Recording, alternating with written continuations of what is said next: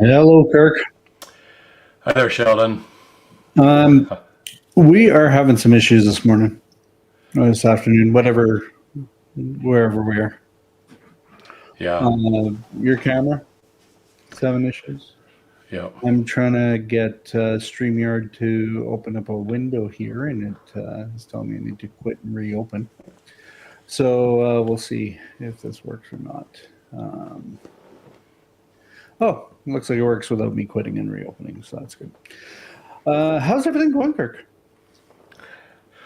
Well, I don't know. It depends what you're talking about. If you're talking about some random app that decided to take over my camera, not the greatest, but I'll figure that out. It's just that I didn't notice that. It just happened for some crazy reason. Other than that, I can't think of too many things to complain about, really. That's good. Yeah, no, it's That's a nice day. I wish I was outside. good. Got a cup of Americano here. Lots of crema on top. Nice. We're having some beautiful weather right now as well, so makes up for last week. But it's that dying days of summer slash fall for us, and it's going to start getting nasty. But right now it's beautiful. So Yeah. I think when we're done this, I'm going to head outside. All right. Well, as we have I guess, a hard deadline in an hour to start something else. Let's get right into it. Sure. I've titled this "The Responding to the Responses to the Response" Hmm. because you put out a response video the other day to an atheist having a conversation with another atheist, I believe, right? They're both atheists. Yeah, Alex O'Connor is a young, articulate, thoughtful, collegial atheist, and he's having an interview with Bart Ehrman, or had an interview with Bart Ehrman, who is known as a New Testament scholar and also an atheist. And he said now you got to realize in the academic world, let's say, for example, I have a PhD in biophysics. But that doesn't necessarily qualify me to talk about everything in biophysics. Usually our specialties are quite narrow sometimes, and I'm always amazed at Bart Ehrman. He seems to, on the one hand, be very knowledgeable about some things, but says other things that really boggle my mind, and I don't know. I like to give him the benefit of the doubt that he's well informed.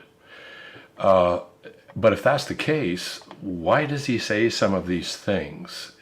I know the New Testament well enough to know that, wow, like you really can't say stuff like that without glossing over a lot of things. And maybe I should just say a little bit about my own knowledge of the New Testament. My mother got me started studying the Bible on a daily basis when I was 8 years old, taking notes. She gave me a journal and started taking notes. And I do that on a daily basis ever since. So that's 62 years of daily studying the Bible, writing down observations and things that I've learned. And then I've also taken, I think it's about 14 seminary courses. I've studied Greek, I've studied Hebrew. So I have that's 62 years, and I like to read through the Bible about every 9 months, taking notes, writing stuff down. I still do it. So that has given me a good broad base source of information. So when somebody says, doesn't the Bible say this, or what about that? I pretty well, it's really helpful to have that background. So that's the context from within which I watched the video, and I couldn't believe he said that Jesus never presented himself as being God in his ministry. He's presented as if he is God by the gospel writers, especially John, but he goes for the synoptic gospels, the first three, Matthew, Mark, and Luke, and doesn't really argue. He just more or less asserts that Jesus never presented himself as being God, which really is not true. So I wrote a little response video. I filmed it, posted it online, and there has been a number of great comments, both negative and positive. Perhaps, yeah, that's the background. And a few people have watched the video. Yeah, so you've got 100 and a bit comments here.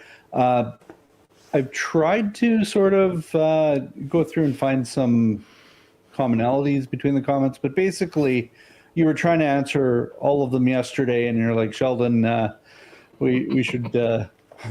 I'm getting a little bit overwhelmed by all of these, I've so why given don't we up. just talk about it tomorrow? So that's what we're going to do. I really enjoyed the video, the response that you did to him.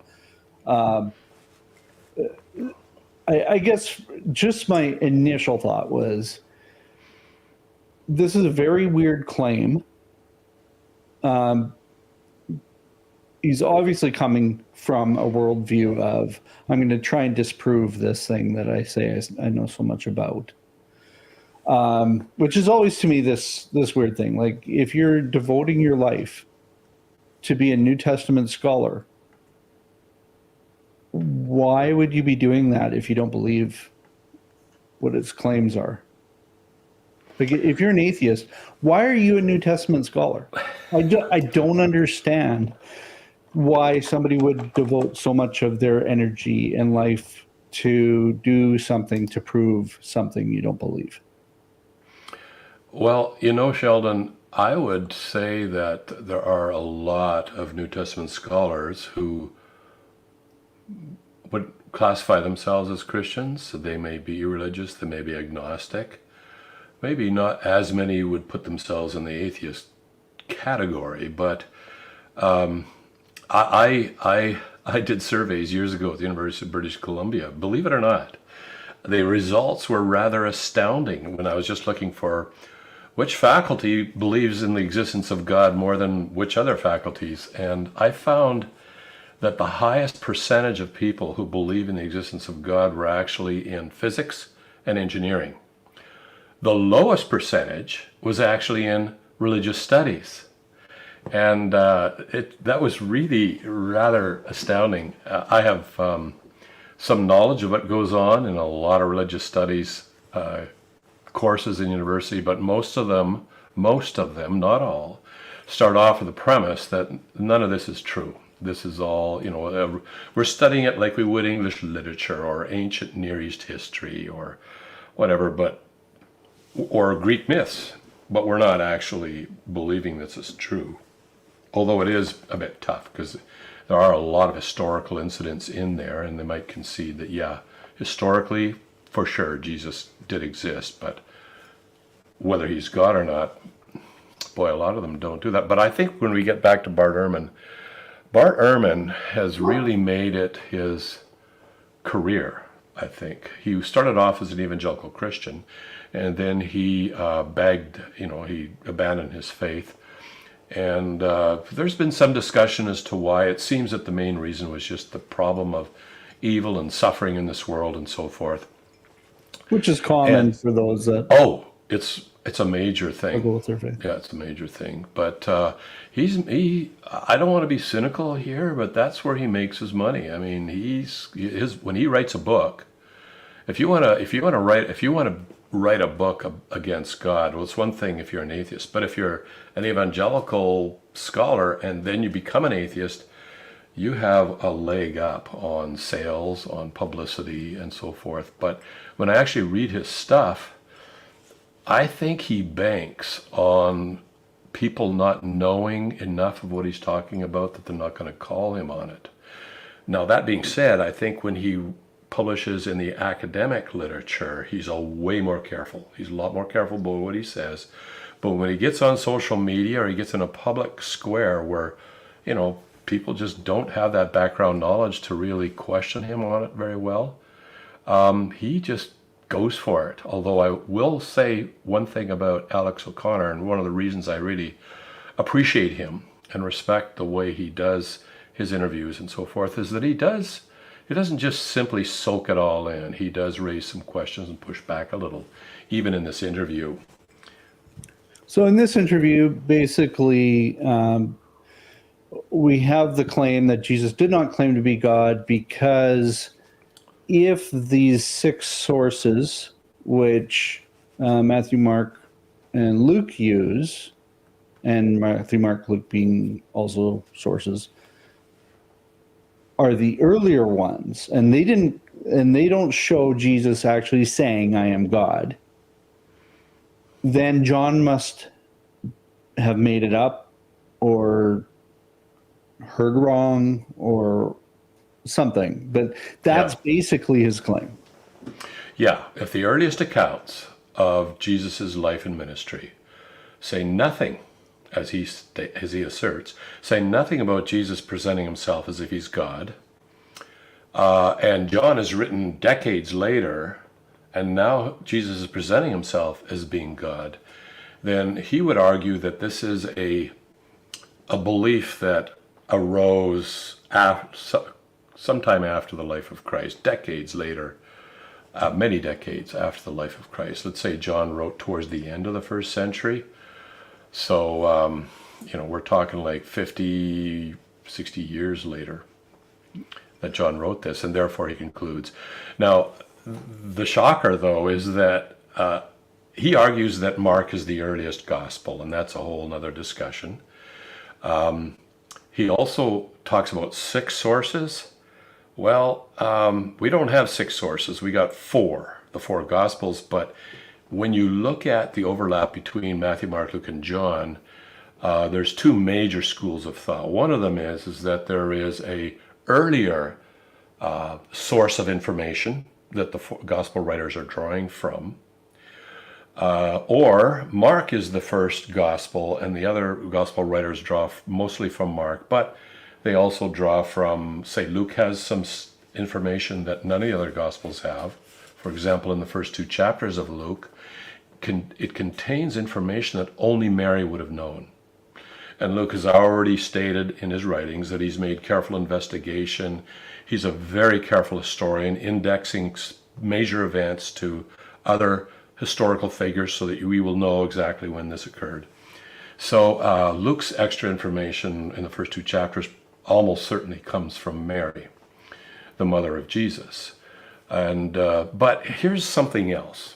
It would stagger credulity to think that Jesus taught in towns and villages and cities all over Judea for 3 years, and nobody was writing down anything he said. That is mind-boggling. That's absolutely implausible, let's put it that way. Probability of that is pretty much nil, that nobody was writing down anything that he was saying. He's ministering for 3 years, and just this morning I'm reading in the Gospel of Mark in part of my daily Bible reading and study, and it talks about an incident where Jesus is teaching, and then where the people were coming from to hear him. And they're coming from more than 100-kilometer radius, like say 60 miles all around. We're not just talking hundreds here, we're talking many thousands. In fact, there's an incident or a quote in the Talmud, which is written, part of it was written after the time of Christ, and it says that Jesus led Israel astray.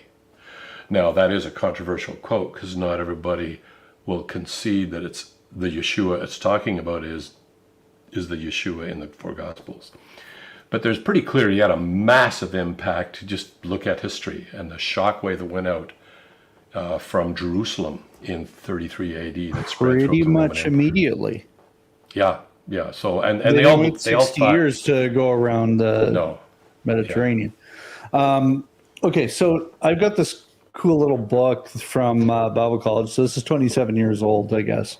And it might fall apart at any point, but it's a synopsis of the 4 Gospels. So it shows me what was written in Matthew, Mark, Luke, and John. So it shows that there's a lot of overlap between the different Gospels. But for some reason, John isn't always, like Matthew, Mark, and Luke talk about certain things, but John ignores a lot of stuff and talks about other stuff. And why would that be? Well, I guess the one extreme would be that all 4 Gospels would be word for word identical, in which case, you got 4 What's accounts. the point? Yeah. But the general consensus amongst the scholars is that each book has a theme. like there's a particular focus. Matthew seems to be written specifically for the Jews and specifically for the religious Jews, and that's why you got this genealogy and a lot of specific claims there. Whereas John appears to have been written specifically to highlight the deity of Christ. And so in Luke is really interesting. Luke is an historian who wrote both Luke and Acts, and he systematically researches the life of Christ and documents the early church and the spread throughout Europe and Asia. And he does it, and he states in a chronological order. Chronological is the key word here, because Near East literature, the assumption that Western people make is that if you're reading a narrative and you have A, then you have B, and then it talks about C, D, and so forth, you're looking at a chronological account, but that is not the case. And New Testament scholar Craig Blomberg has a book, and in the middle of that book, the book is, what is it, New Testament Documents, Are They Reliable? I think that's more or less the name of the book. And in the center section, he talks about mistakes Westerners make when they read ancient Near East literature, and one of them is we assume chronology. So anyways, Luke does state, and he says you can't assume it unless it's clearly stated, and Luke clearly states it. So we're having more of an historical account in the Gospel of Luke. So I see there's a just short comment by Reno Slim here. Dismantle the obvious. That's why an atheist would be a New Testament scholar. And I really, I just have to, I don't know, I really doubt that. And the reason that I really doubt that is that there's a lot of false beliefs. Let's assume that there's something in the New Testament documents that's not true. The historical aspects they seem to line up pretty much with archaeology and history. It would be maybe the theological claims, and so they would assert that's not true. Why would I don't believe in the Easter Bunny, for example, or the Tooth Fairy, but I'm not going to make a career. I'm not going to waste my life trying to debunk belief in the Easter Bunny. Or let's take something bigger, the horoscope, for example. There's a lot of people believe in the horoscope. I got better things to do with my life. I'm not going to waste it, trying to debunk the horoscope. There are a lot of things that people believe all over the world, and sometimes millions of them believe. Like, I run into people who believe the earth is still flat. Like, it boggles my mind, and I'm a scientist, and I know, with a special interest in astronomy, by the way. And, what can I say? I have better things to do with my time, and I will enjoy the conversation if I run into somebody like that. And but I don't think that Bart Ehrman was already in his studies in the New Testament before he became an atheist. His main reason for becoming an atheist appears to be the problem of suffering and evil in the world. So, and this is a psychological point I like to make sometimes, and that is, I have spoken at universities all across Canada, a little bit in the US and in Europe. And in a lot of these, there'll be atheist clubs. And these atheist clubs, and they'll have various names, are a group of people who don't believe in God. And I marvel at that. Why don't we have, I don't believe in the Easter Bunny Club? Or why don't we have, I don't believe, let's say, in the horoscope club? You never see clubs, almost never see clubs about anything else that's mythical or whatever. I don't believe in the Greek myth, the Greek gods club, or I don't believe in whatever it might be. But you will find these clubs, and that is a psychological, that's something worth thinking about. What motivates a person, and what are the reasons that a person will be motivated to spend large amounts of time online trying to trash the people who believe in God or joining atheist clubs, is because they know, I argue, that psychologically and subconsciously they know there is a God, but they have asserted or they deny that, and they want to convince themselves there isn't. And one of the ways to do that is to go around thrashing that belief, like to try and thrash that. Whereas they all know there's no Easter Bunny. They all probably know the horoscope is rubbish. They all know those things, and they There's no attempt to join clubs, spend large amounts of time on the internet trying to debunk that. But there are a lot of atheists who do spend a lot of time trying to debunk the fact that Jesus came, he claimed to be God. There's some good reasons to believe he is God, and I say good reasons. I'm not going to sit here and assert that I can prove these things, but I can provide rational justification. Okay, so let's go back to the response. I think there's one of the categories is like, okay, the sources. And one person said that like, who's writing the notes here? Is there a press pool that follow Jesus around and stuff? And I would actually say there's a good chance that there's somebody there documenting this thing and taking it back to Jerusalem, to the Sanhedrin and the Pharisees, and they're trying to make a case against this guy. Yeah, there would be people trying to make a case, and there would also be people who really thought, obviously, if there's thousands showing up to hear him teach, there would be people who thought, wow, I better write this down. No, it's not like today where you have to have a notepad on you. But there were scribes. We know for other prophets, for example, Jeremiah, who was not very popular at all, but he had a scribe named Baruch. And Baruch wrote down the things that Jeremiah would say.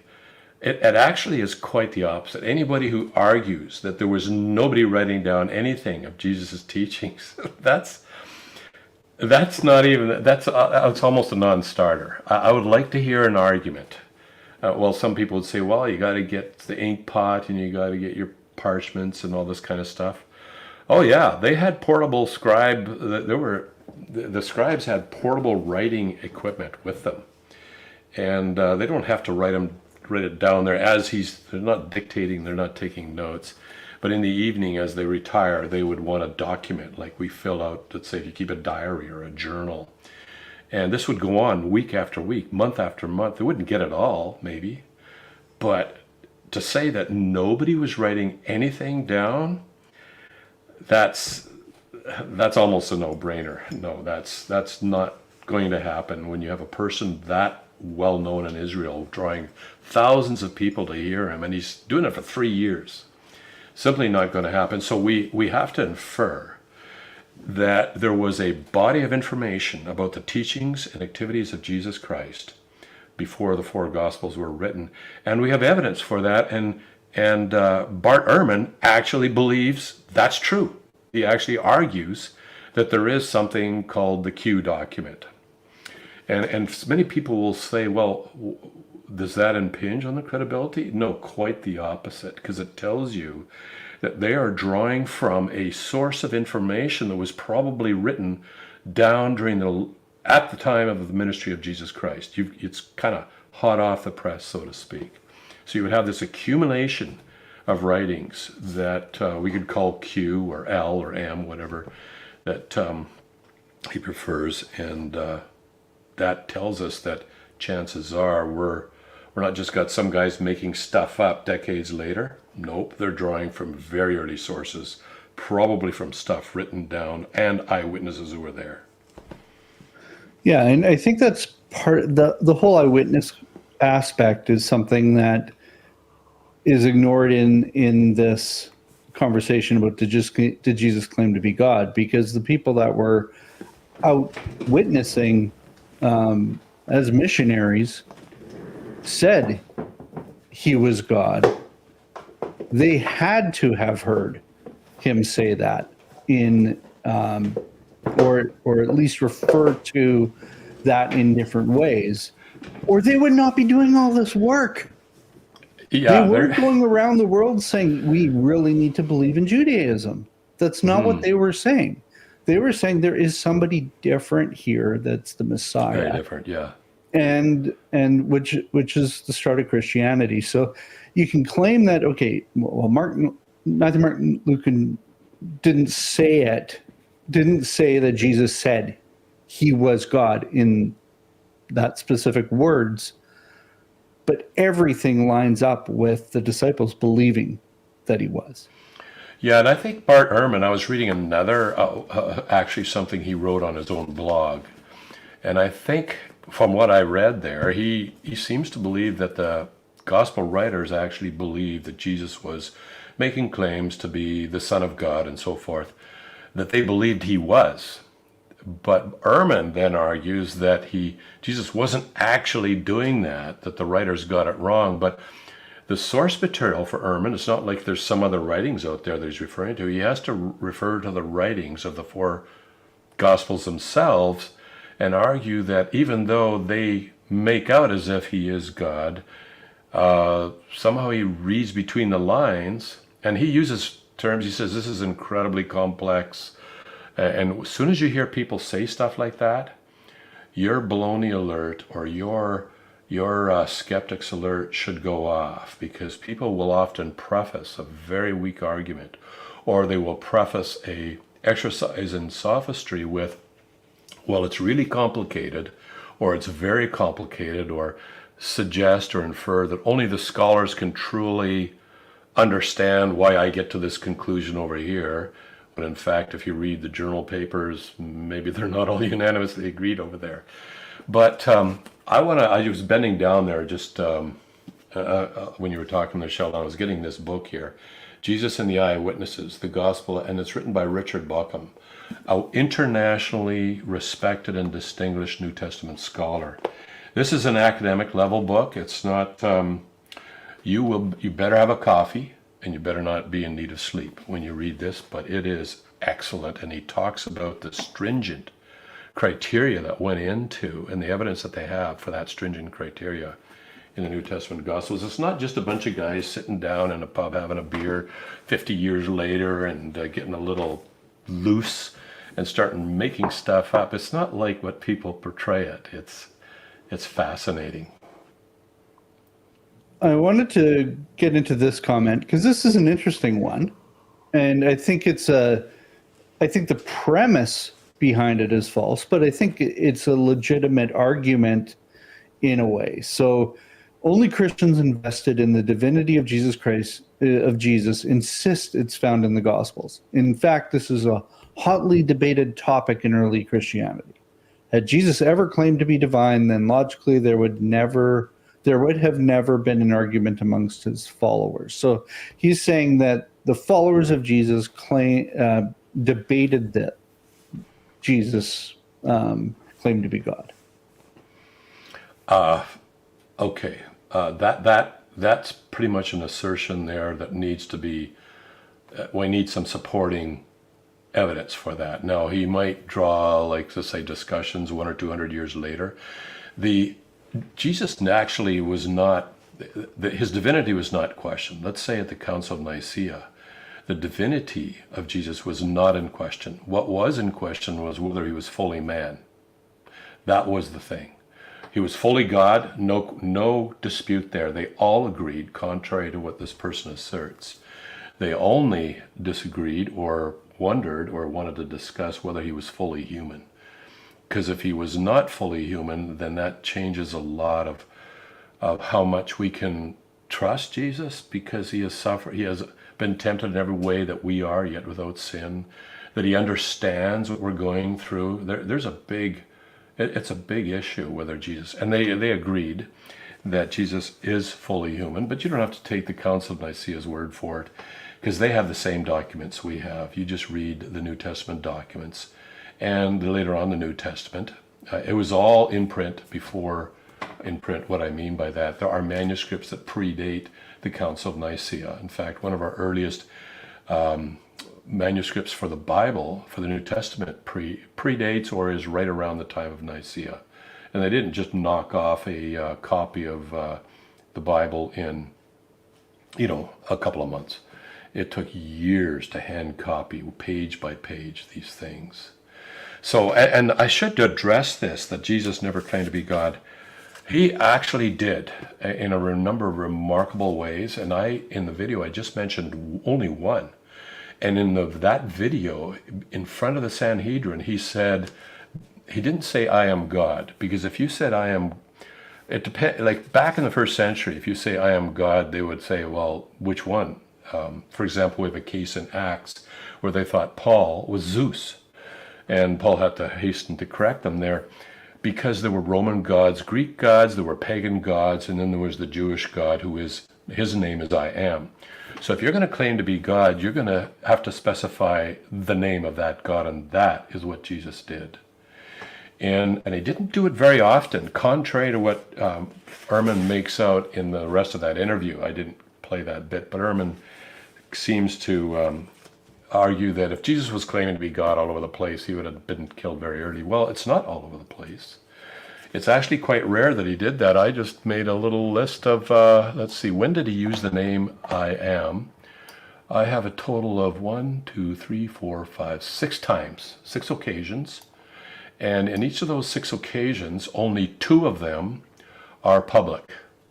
One is in a discussion with the Pharisees. This I am discussion is related to another comment where from Tikkun Fiat, the verse in Daniel said he's like son of man, meaning like a human being. Son of man means man. And that verse in Daniel is about exaltation. The son of man given glory. If the son of man was God, he wouldn't be given the glory. Also, the I am inference is a bit silly. There are many in the New Testament who said I am. It doesn't make them God. Also, what is interpreted as I am that I am is actually more correctly translated to I will be what I will be. So as we're talking about this I am thing, maybe you might want to address this comment as well. Mm-hmm. Yeah, well, it's not true that there are many people in the New Testament said I am. Actually, the correct answer is only one. What you have to do is you go back to the Greek, which is what the original language of the New Testament, and you look for all the occasions where the phrase ego eimi is used as a standalone.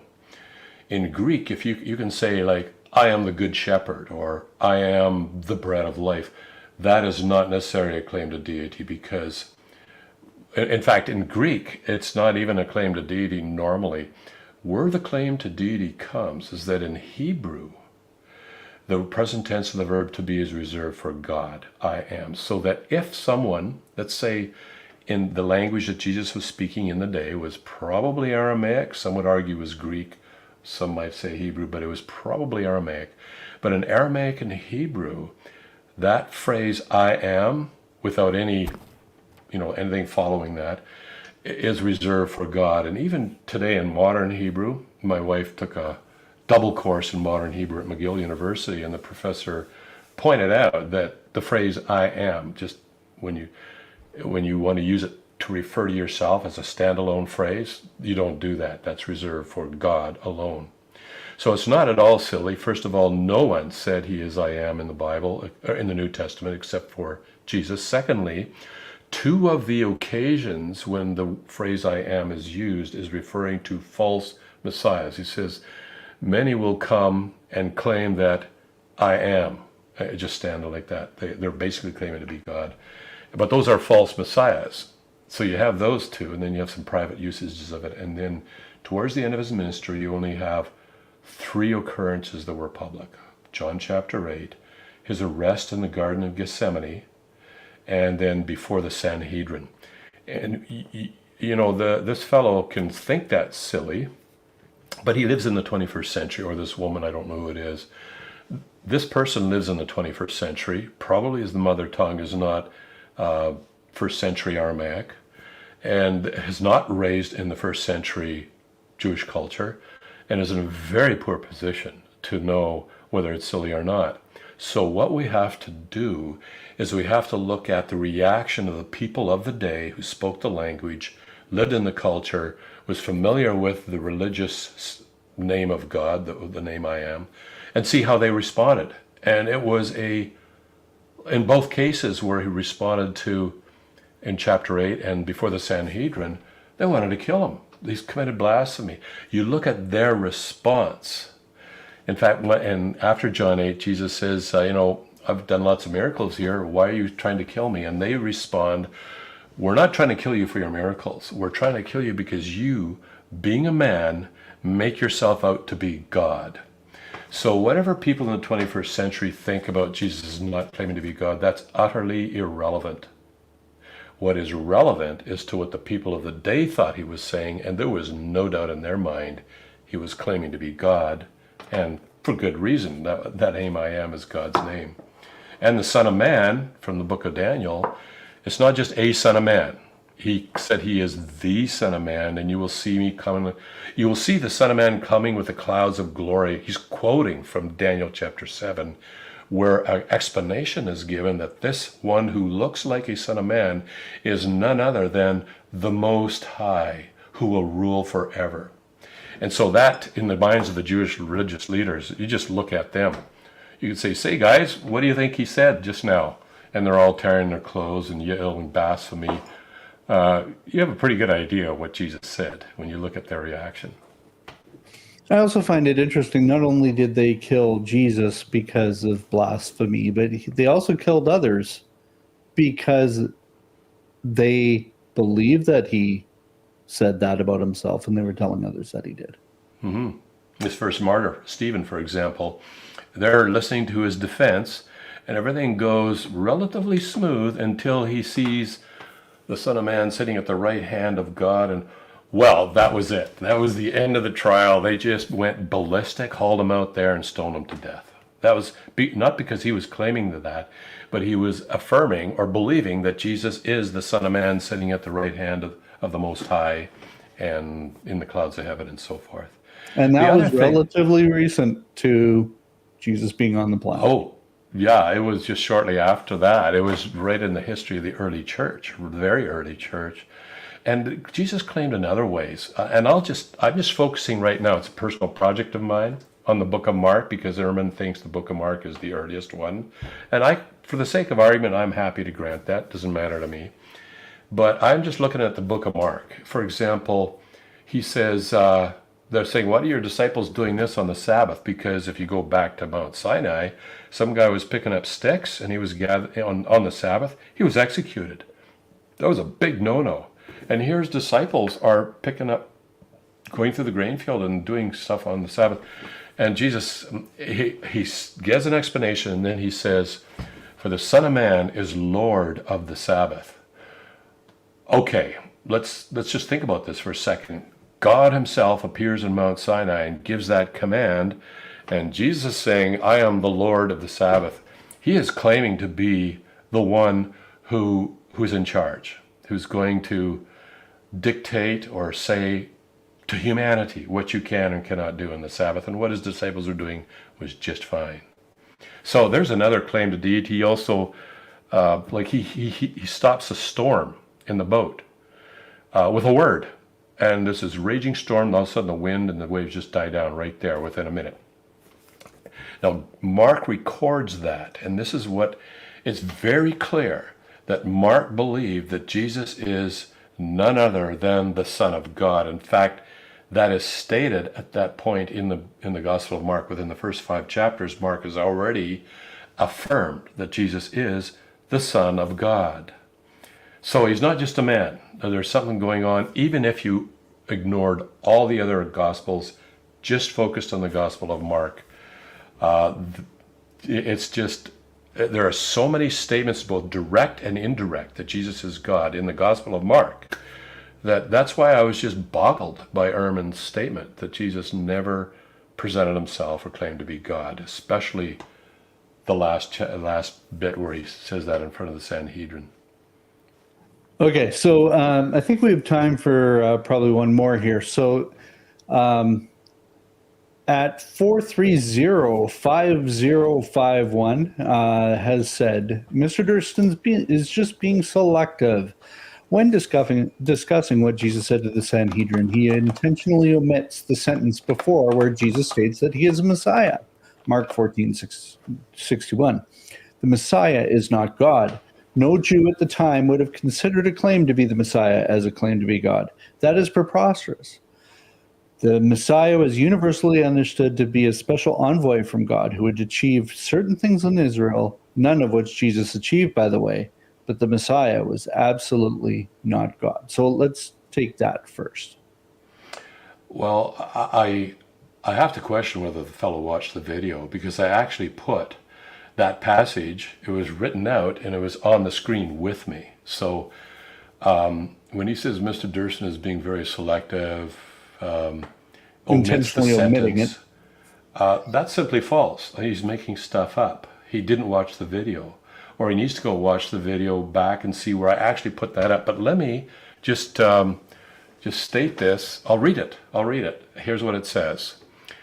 Again, the high priest asked him, "Are you the Christ?" That would be Messiah. "Are you the Messiah or the Christ, the Son of the Blessed?" That's what the priest asked him. So I'm not omitting anything. I stated that. But it's Jesus' response. He starts off by saying, "I am." Just ego eimi. So in Aramaic, if you just have that as a standalone, I am, in Greek it's going to be ego eimi, not ego eimi something else. It's just going to be ego eimi. And then he goes on, "And you will see the Son of Man seated at the right hand of power and coming with the clouds of heaven." And he's quoting from the book of Daniel chapter 7 there. There's no selection going on here. None. Zero. And again, if you look at the reaction, it states the high priest tore his garments and said, "What further need do we have of witnesses? You have heard his blasphemy." So you have to concede, and this is the religious leaders, and it says that all of them were there. This was the entire council, not just the high priest having a backroom meeting with Jesus. He said it in front of the whole works, and they went ballistic, at least the high priest did. And the fact that they would have had all these people there is an evidence in itself that there is something big going on, that this person is claiming to be somebody that nobody else is claiming to be. It's a big deal. They wouldn't confer a meeting of the Sanhedrin in the middle of the night without this being a very, very big deal. So to argue that Jesus was just some sort of wandering, itinerant, no name with a couple of ragtag people tagging along, not a chance. There's just way too much of an impact that he made. I should back up what I said, because earlier on, in verse 55, it says, "Now the chief priests and the whole council were seeking testimony." The council is Sanhedrin. It was a big deal, and they're treating it as a big deal, and it's in that context that Jesus just blatantly claimed to be "I am," the creator of the universe, and the Son of Man coming in clouds of power, which Daniel identifies as the Most High. So he's just coming right out there and saying he is "I am," he is the Most High God, and all that infers the creator of the universe. And they're looking at this man standing there. There's just a man. And it's exactly as Daniel saw in the vision. He was like a son of man, but this person who is like a son of man is none other than the Most High God, who will rule forever and ever. And that's why they tore their clothes, and that's why Ehrman has to come to grips with this. He can't argue that Jesus never claimed to be God. In fact, outside of the Gospel of John, this is the only time that Jesus uses the term "I am" as a standalone statement. And that is, if we grant Ehrman's argument, in the earliest gospel of all, Mark. So just to finish off here, if Jesus never told his disciples, or if they never understood, and they had trouble understanding stuff, so he spent years trying to get them to figure out that he wasn't going to be upending Roman rule and stuff, which is what they really wanted at the time. Mm-hmm.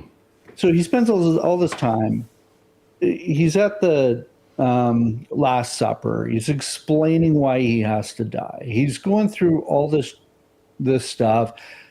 Acts is very clear. They're trying to figure out what's going on here, and things happen there. Does the New Testament even make sense if Jesus never claimed to be God?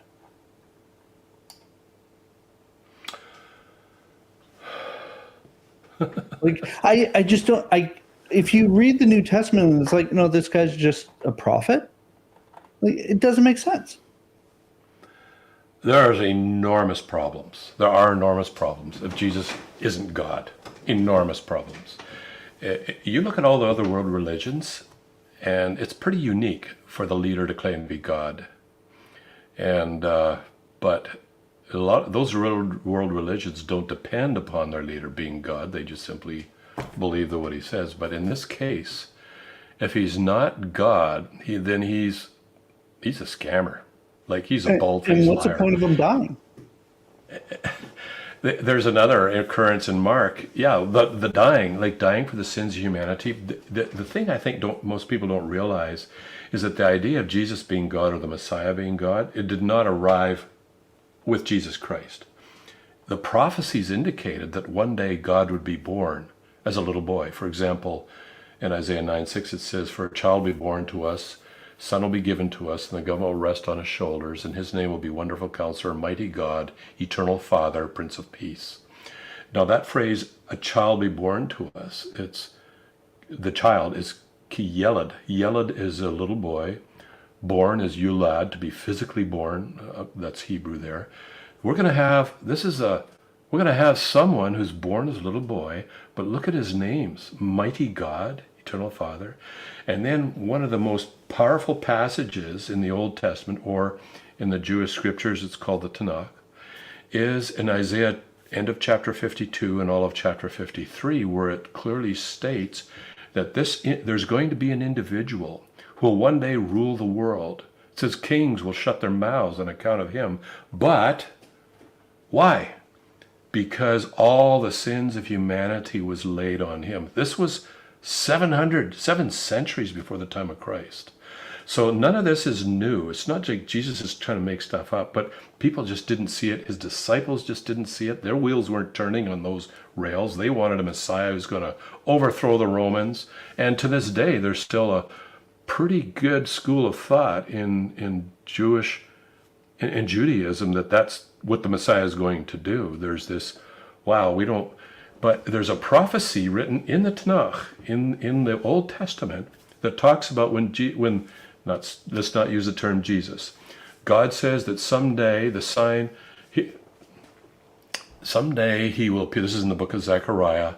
He says, "Someday they will look on me whom they have pierced, and they will mourn for him as for an only son.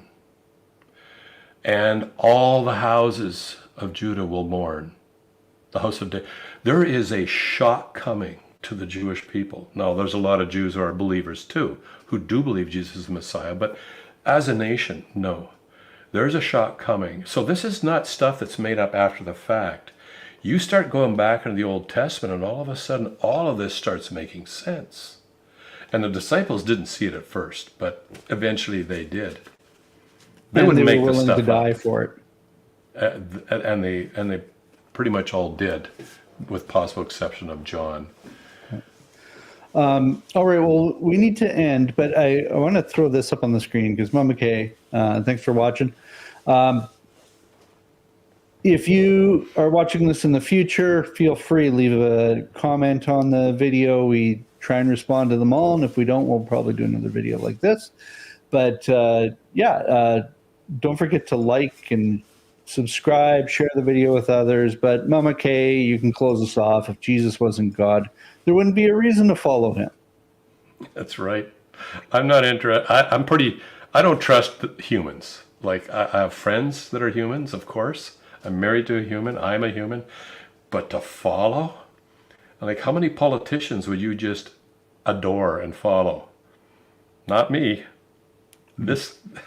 He has to be God. But if he is God, I'm all in. He's the creator. He's my creator. I'm 100% in. Nothing held back. And I just look at some of the desire to say that Jesus was not God from people that, what gain is there? There might be financial gain, but I think there's something actual spiritually behind it. Yeah. It's strange that we don't have atheist clubs. I don't believe in the Tooth Fairy clubs, or I don't believe in the historical horoscope clubs.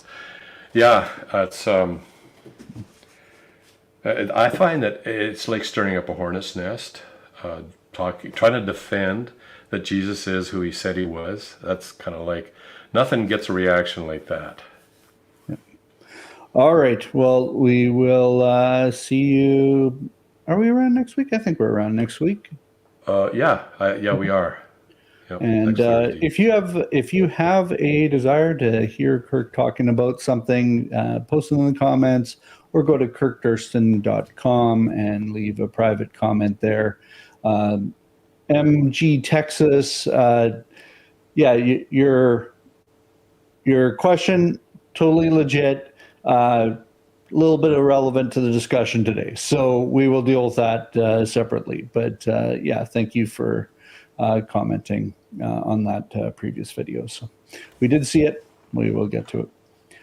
We will see you all next week. Bye for now. Bye-bye. Where is my outro? There it is.